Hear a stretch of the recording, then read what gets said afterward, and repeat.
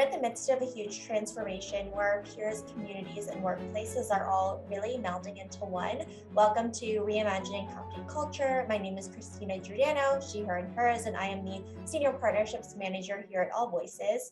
Today, I am very excited to welcome our next guest onto the interview series, Nicole Marra. She is the founder and CEO of Fixer Advisory Group. Nicole, thank you so much for being here. If you want to share a little bit about yourself for our listeners, including your pronouns and when you were younger, do you remember how exactly you answered the question, what do you want to be when you grow up? Sure. Thank you so much for having me. My pronouns are she, her, and I've been a lawyer by training for over 25 years, and I've shifted away from the traditional practice of law. But what's funny is that when I was a child, I think there were two options that I felt like I had to choose between. And maybe that's because it was sort of what my family was doing, but it seemed like the only options. And it seemed like the options that were good for me. And those were being a lawyer or a psychologist. And so I actually majored in psychology and then went on to be a lawyer. And now I think I'm very much 50-50 given the work that I do. Oh my gosh, absolutely. I think you're using kind of a little bit of both of those skills. Fast forward today as a founder and CEO and as a leader, how are you thinking about measuring company culture from a qualitative and quantitative standpoint? So I really think that the qualitative informs the quantitative. As a leader, after being a leader in a big corporate environment for many years and now being a leader of my own startup, I think what's really important that I've seen from all different levels is creating work-life balance. So the quality of the interactions that you have when you're working as a team, and making sure that those are balanced with getting time, everyone on the team having time with their family, and to take care of themselves. So I think that's sort of a starting point, understanding that and setting some boundaries and expectations, which can be hard as a leader of a startup. I think creating a safe space for team members to be vulnerable and to take risks is critically important for growth. I think everyone needs to know what the mission is of the organization, and so they can really feel invested and be able to feel like they know how they're contributing. And I think creating diverse teams with different points of view are really important. And I think all of that together, plus many more factors, really lead to the improved metrics and quantitative results around employee retention and productivity, increased revenue, et cetera.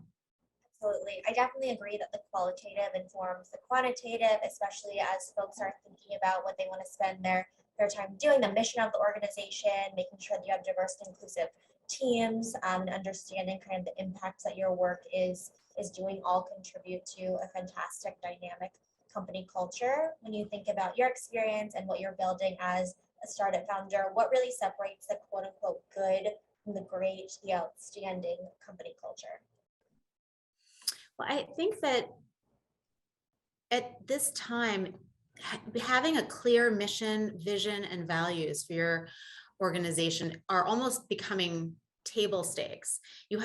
Companies have to have that in order to have the foundation laid for establishing a good corporate culture. Then it needs to be well articulated. And a lot of times that gets overlooked or it just doesn't get tended to. And then, so I think really going from good to great to outstanding, I would say having clear mission, vision, and values, articulating them, and then living and breathing them. It's not just about lip service. It's not just about throwing down a bunch of words that sound nice. Sometimes I call it word salad. Word salad isn't going to get you there. It's got to have meaning behind it, and you have to walk the walk, and everybody needs to be engaged in that. And really, I think that when you tend to that and nurture that, and I've been talking a little bit about company culture like a garden. You can plant it, you can design it, you can, it can look really, really beautiful and perfect, but then you know what, if you don't tend to it, it's going to die, it's going to fall off, it's going to become a mess, etc. And I really think that it's an analogy that works. And so to me, the outstanding then comes from sort of having all of those building blocks in place and then tending to it and really making sure that you're doing the work to keep on track, to pivot when needed, and to keep your teams involved. Yeah, to be dynamic. Company culture isn't something where you check a box and say you don't need to tend to it or cultivate it any longer. And that effective communication, you can have the best intentions, the best laid plans, but if nobody knows about it and doesn't know how to carry it out, then it is for naught. I want to ask about your kind of work with organizations, especially at an enterprise level, because there are so many moving parts. There's a lot of different folks working at the company who are at different parts of their career as well. Where do you start identifying what areas of the business really need to begin or start a cultural transformation? Well, I do a lot of work directly with CEOs and founders, advising them and working with their teams. And so I would say that you need to start at the top, and from my experience, that's where I am most familiar with, because you need that critical buy-in, and you need that sort of engagement from top leadership. And then, but in reality, the real work and the transformation comes from the bottom up. It comes from engaging players at all levels of the organization to really be able to dig in, and to also you have to start with understanding it. You have to understand what your leaders believe in and want and are committed to, and then you really have to see what's happening in the organization. And I've worked with organizations that are new, small, founder led, to heritage companies that have been around for many, many, many decades. And so you have to kind of meet the organization where it is, whether you're inside it or outside of it, helping to support change. And then it's critical to take the temperature and really understand, conduct interviews, learn where people are at, do a deep dive to know where the culture is today, and where the values and sentiment lie, and then look at cross-functional ways of rolling out of the change that leadership is engaged in and committed to doing, and doing so, defining that by taking the feedback from the rest of the organization. Yeah, that analysis is really important, understanding that everybody has a role to play, and leaders and founders and CEOs especially. And I would say that modeling behavior is really important, and also folks can tell when leaders are being authentic or not. What does it look like to really invest in your team from kind of a CEO or leader perspective, in your opinion? I mean, I think that it really, again, it comes back to putting in the time. There aren't really shortcuts to any of this. You have to put in the time as a leader. And sometimes I talk about how important it is to think about how much time you want to be spending where, consciously as a leader, to remember, even if it's not the biggest percentage of your time, to factor in a percentage of your time, even if it's a small percentage, to be always mindful of working with your teams. And so coaching and nurturing and developing talent, identifying who's really on your team that's top talent, so to speak, or is really engaged, and nurturing them, allowing for informal and formal opportunities for growth, allowing people to be to really explore their areas of interest, to pivot, to be able to grow. I've worked with a number of different team members over the years where we've moved across many different subject areas together, and it's been incredible. And so I have the benefit of having incredibly committed, brilliant members of my team, and they get to pivot and grow with me as I grow, and they get the benefit of having all kinds of additional areas of expertise outside of maybe what they originally started with. So I think that investing in your team members and giving people opportunity to grow, and making sure that you continue nurturing the talent that you identify as being the greatest contributors to your organization is really key. Growing together, investing in your team members and collaborating. And you're right, there is no shortcuts to relationship building, and also building trust as well, even though we hope that there sometimes is, especially in a remote first environment, or when you are meeting people at a later date as well. What is your advice for leaders to really build authentic trust with their team members, if you have any kind of examples of how that manifests at successful organizations? Sure. And, I spent many years in a big organization building trust with a team. And also then I launched a new company, Fixer, in the pandemic remotely. So I think I'm able to speak from both perspectives. And I think there's one sort of basic rule that applies regardless of whether you're on a Zoom getting to know your new team or working with them to build trust, or you're in an office in a traditional environment, is that people are people. Like, they are not just a set of skill sets, KPIs, roles, and resumes.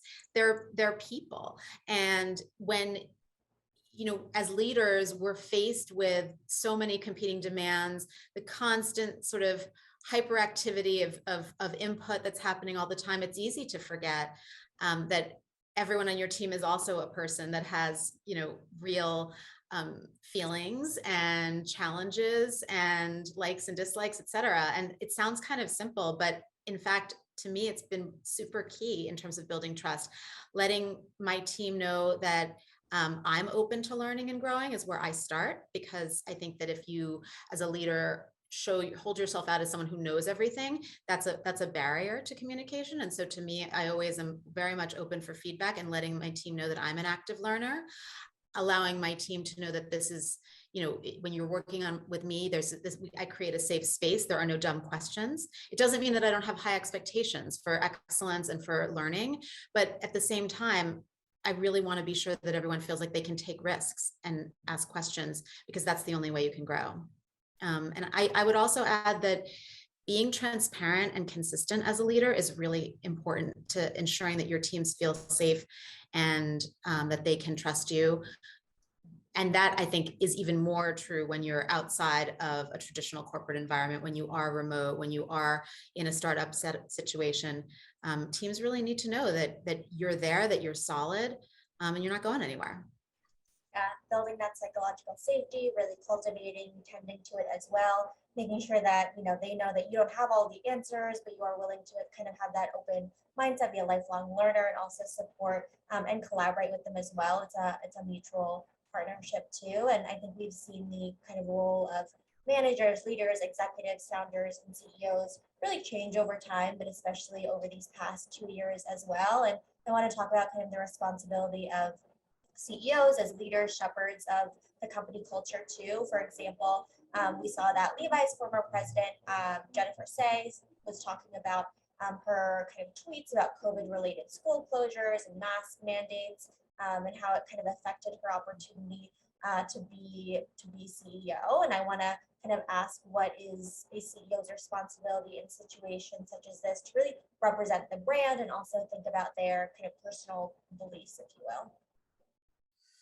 Absolutely. And there's become, there's such blurred lines now in terms of personal and professional, and when you're speaking on behalf of the company and when you're speaking personally. Having been a general counsel for an international, luxury brand where the spotlight was always on us, this was a topic that I thought about very often, managing crises when they came up, and really thinking about these issues. And now in my own role as CEO, how I hold myself out and, think about it, not as much from, let's say, a compliance perspective that I might have before, but from a public perception perspective. And to me, the Jennifer Say issue is quite simple. She should have known better. I mean, she has to know that you are always representing your company when you are on social media, when you are, especially in her case, I think she was the brand president. There's no question that is the reality of the world we live in today. So if you make a choice to be very, very vocal about your political, personal views, even if you're doing it not under the heading of your job role, it's not distinguishable anymore. And part of the benefits of having a highly visible role comes with the responsibility of needing to choose your words very carefully. So if you make a choice to be very, very divisive or political and outspoken on social media, which is a public platform, I think that it's not surprising that you're going to find that it's going to have ramifications in your work life. So I think you got to keep your personal beliefs at home and not online, in my view.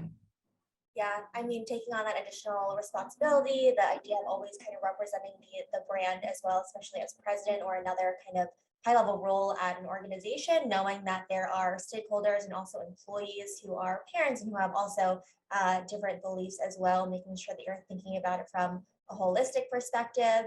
of course, without naming names or organizations, but are there any other common mistakes you're still seeing kind of CEOs or leaders make in today's market?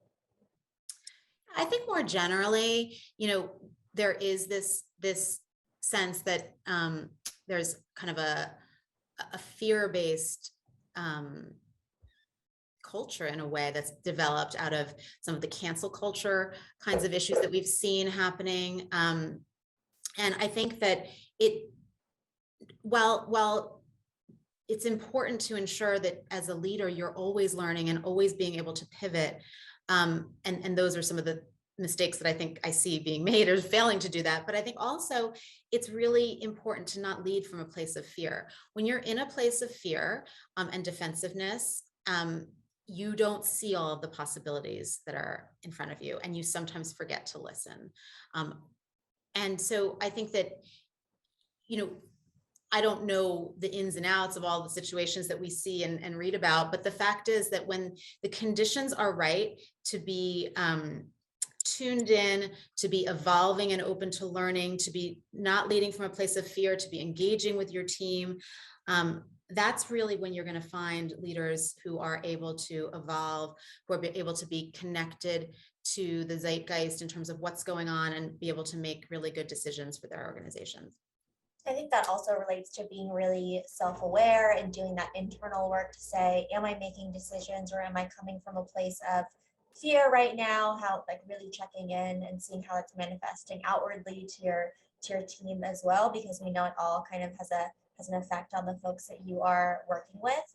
I guess on the flip side, when you're working with leaders and organizations, is there something that really stands out that is kind of progressive or an exciting thing you've seen in the people, talent, or culture space? And why did that stand out to you? I mean, I think that I've seen a number of organizations that have done an incredible job about growing diversity and really showing a commitment to that. I think there are a lot of organizations that don't, that sort of are responsive to news cycles and sort of reactive. I think the organizations that have been proactive about thinking about how to really sort of have a cultural self-awareness, corporate self-awareness around how to build in meaningful change around diversity are the companies that I think are doing an incredible job. And I think that, sometimes they face criticism. Everyone's going to be criticized. This is the culture that we're in right now. So not being afraid and really sort of taking those risks. Nicole, is there anything else that you would like to share that I didn't ask, or maybe underscoring 1 to 2 key takeaways you hope folks who are listening really bring with them after hearing our conversation today? I think that, we've sort of heard a lot of themes in this conversation around creating safe spaces, not being afraid to take risks, being authentic and vulnerable in terms of being willing to be a learner. I think that for me, part of my personal journey and experience of going from being in a big corporate role to launching my own business is that you have to listen to your instincts and don't be afraid. I mean, when you feel like something isn't right, and maybe it's because you've outgrown a role, or it feels time for a change because your interests have pivoted, or you're out of alignment maybe with what you want to be doing, listen to those instincts. Do the work that you need to do to identify what comes next for you, and don't be afraid to take the leap. Don't be afraid to take the leap and listen to your instincts. I think those are great calls to action to cap off our conversation. Nicole, thank you so much for being on Reimagining Company Culture this afternoon. Thank you. It was a pleasure. Of course, and as a reminder, folks who are listening on AllVoices, we really believe in the importance of employers and employees really being seen, heard, and understood, and think it's a requirement for the success of the business overall. Have a great rest of your day, everyone.